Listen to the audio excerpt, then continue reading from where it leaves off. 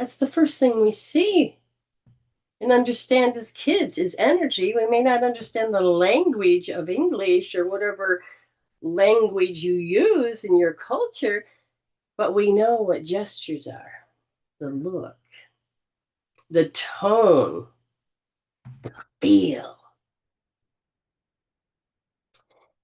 And they can hurt more than cleverly put words.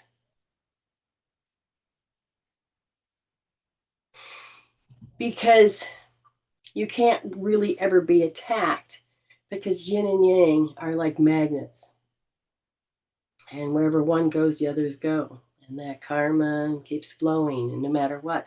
But if, let's say, the yin becomes very weak, okay, then it's going to look like the yang is very strong.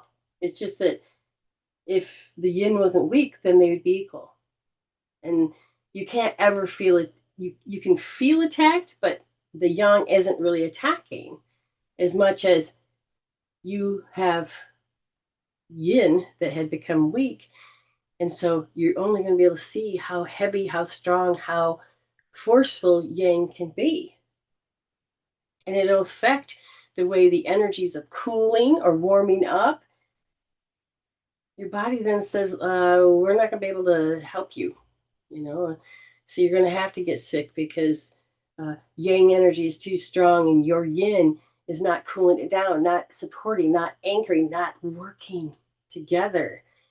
And that's just on the inside. And then when you see it on the outside, you'll see that you're out of sync with people. We could talk about this for a long time. Let's get back to what I promised. Now, there are very, like I said, I put them in 8 particular categories. And they are conditioned personality patterns. They are set, they are conclusion, they are automatic, you won't see them. An automatic response is something that you don't have to learn or memorize anymore because you've done it. And so you are the first artificial intelligence that ever existed because spirit is the operator, but at the same time, you're an ego. I've got this, I got this. You shut off your heart, you stop listening to spirit, and you got it all. So you're in automatic responses, and you're doing this and you're doing that. So they're unconscious. Other people can see them. Other people will feel them, even if they don't understand the pattern.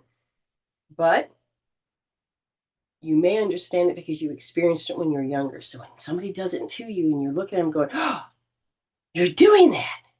But where did you learn it first? Who do they remind you of? When did you take one of your 100%, maybe 10% of it or 20% of it, you designated to accept, believe, and keep giving your willpower so you keep repeating this conditioned pattern? And the brain is only making yourself efficient. It doesn't know that it's good or bad, but you wake up, you have to begin to say, oh, crap, I don't want to do this. So let's take the first one, attachment wounds.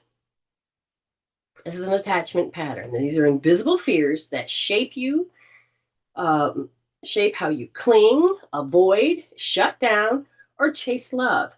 Your soul is trying to teach you safety from within. Okay.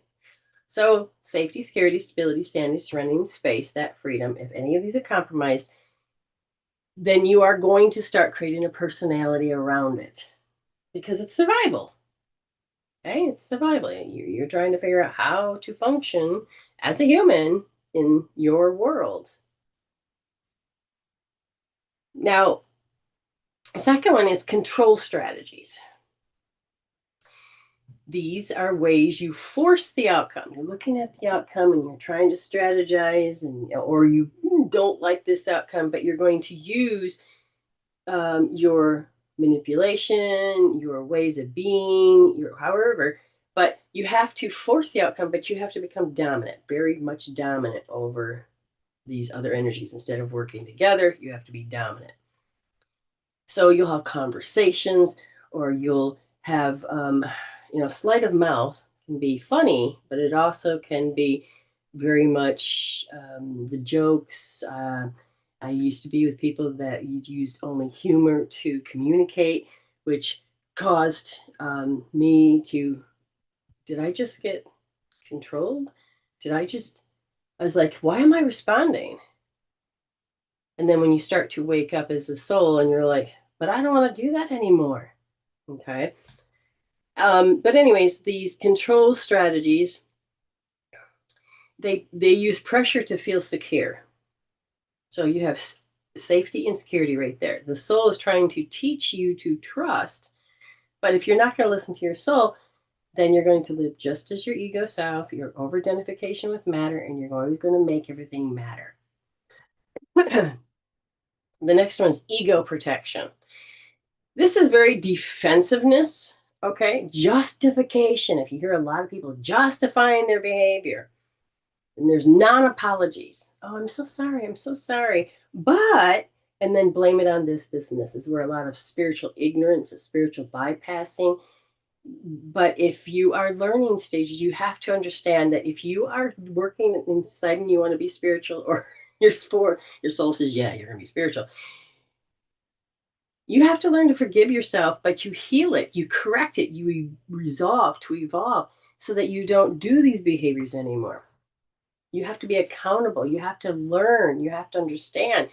So if you're excusing away your behavior, and then the behavior just keeps showing up again and again and again and again, you don't know you're doing the behavior. You're not paying attention to why you're apologizing.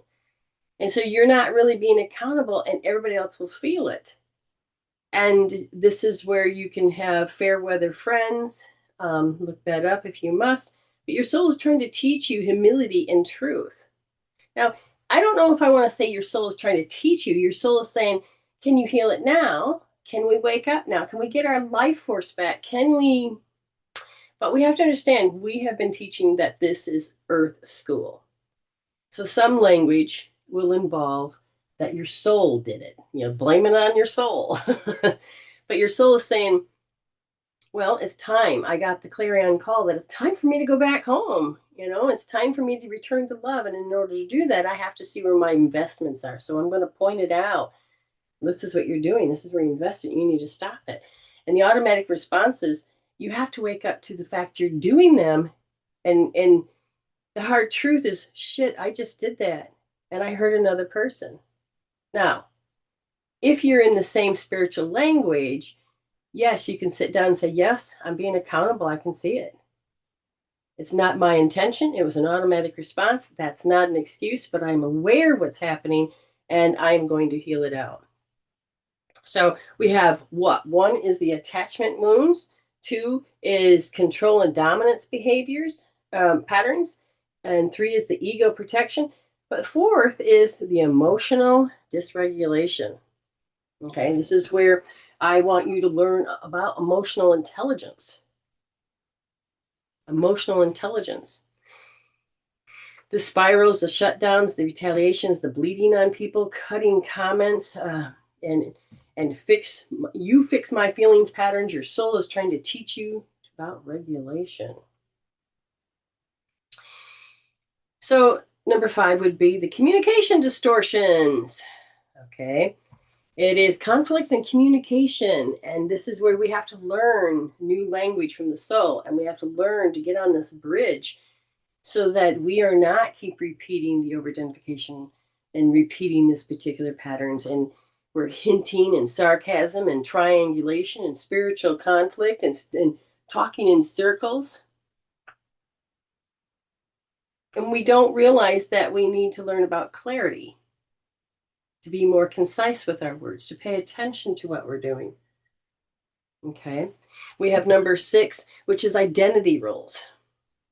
And these are that whole realm of the archetypes. Caroline Mace is really good with that. Carl Jung.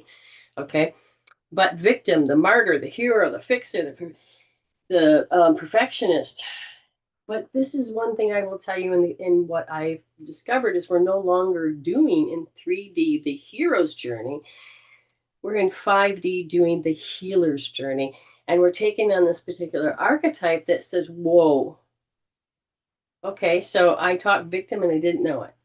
Now I do, and I can hear it, and I can be more conscious of it. But some people don't realize that this is the way they get things. This is the way they know what love feels like. This is all false self-assuredness. Well, we're going to be talking about those as well. And the seventh is relational strategies. This is manipulation, guilt tripping, gaslighting, conditional love, testing, emotional blackmail, love bombing. And what are you meant to learn from the soul is that to teach you the authenticity, right? Well, from the identity roles that what you're going to choose, but then you're in this relationship role with these different identities, or you doing your best to learn how to become a healthier, um, authentic self. And it's about connection with people, but without control. It is learning to have these spiritual alignments, learning that you can go into the quantum field instead of just taking on all the negativity. You allow yourself to balance and get into the love of it. And as you do, other people are going to match and mirror you. The last one is shadow avoidance. This is projection, denial, minimizing, rationalizing, and my shadows made me do it. This talks a little bit more up on, like I said a little earlier. But you need to have integration. If you're doing these behaviors, is that you're having problems integrating. And you have certain personalities, they're in conflict with one another. And so you're going to be stuck in the in-between. Or this is just a personality you want. But as you spiritually start to grow, and you don't want to be these things, you don't want to do these strategies to survive, you don't want to have to do this to get love, you don't want to have to do this because you have to control feeling. That's why I give you emotional tools. So the emotions, once they're taken care of, then the mental thoughts and strategies can become healthier. And when you're out of a shit show, when I'm using SP points and you have calm and clarity, you can move into, I don't want to do those behaviors anymore.